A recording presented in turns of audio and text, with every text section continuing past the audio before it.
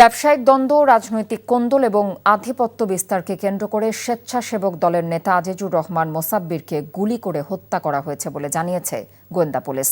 DB জানায়, হত্যাকাণ্ডে অংশ নিয়েছে একই পরিবারের ৩ ভাই।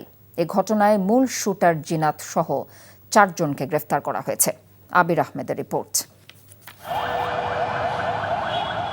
রাজধানীর কারওয়ান বাজারের পাশে স্টার হোটেলের সামনে আড্ডা দিচ্ছিলেন ঢাকা মহানগর উত্তর স্বেচ্ছাসেবক দলের সাবেক সাধারণ সম্পাদক আজিজুর রহমান মুসাব্বির। আগে থেকে ওত পেতে থাকা অস্ত্রধারী সন্ত্রাসীরা তাকে গুলি করে। বুধবার রাতের ওই ঘটনায় হাসপাতালে মৃত্যু হয় মুসাব্বিরের। তোলপাড় সৃষ্টি হয় বিভিন্ন মহলে। নির্বাচনের আগে এমন ঘটনায় আতঙ্ক সৃষ্টি হয় জনমনে। হত্যাকাণ্ডের ঘটনায় মূল শুটার জিনাত সহ ৪ জনকে রাজধানী সহ আশপাশের এলাকা থেকে গ্রেফতার করা হয়েছে। এ তথ্য জানান গোয়েন্দা কর্মকর্তারা। 2 জন শুটারের একজন জিনাত পিতা আব্দুর রশিদ, তাকে গ্রেফতার করা হয়। ঘটনার মূল সমন্বয়কারী মোহাম্মদ বিল্লাল হোসেন পিতা শহীদুল্লাহ, তাকে গ্রেফতার করা হয়।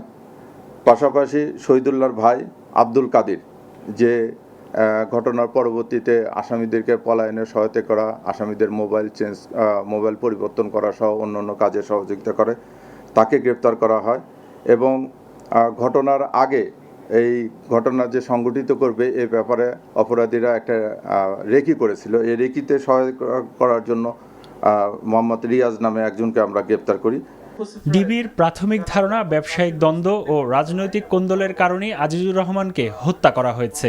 কারওয়ান বাজার কেন্দ্রিক ব্যবসা প্রতিষ্ঠান বা ব্যবসায়ীর সঙ্গে বা এখানে রাজনৈতিক কর্মীদের সঙ্গে ওনাদের ওঠা বসা আছে। প্রাথমিকভাবে আমরা এটা জানতে পারছি। এর নেপথ্যে যদি কেউ থাকে তাদেরকে আমরা খুঁজে বের করব। এটা তো ইনিশিয়াল স্টেজে আসামি শনাক্ত এবং তারপরে যে আসামি গ্রেপ্তার, এই তো একটু স্পেস দরকার। হত্যার ঘটনায় একই পরিবারের ৩ ভাই অংশ নিয়েছে। 2 জন গ্রেফতার হলেও রহিম নামে আরেক শুটার এখনও পলাতক। আবির আহমেদ, এনটিভি নিউজ, ঢাকা।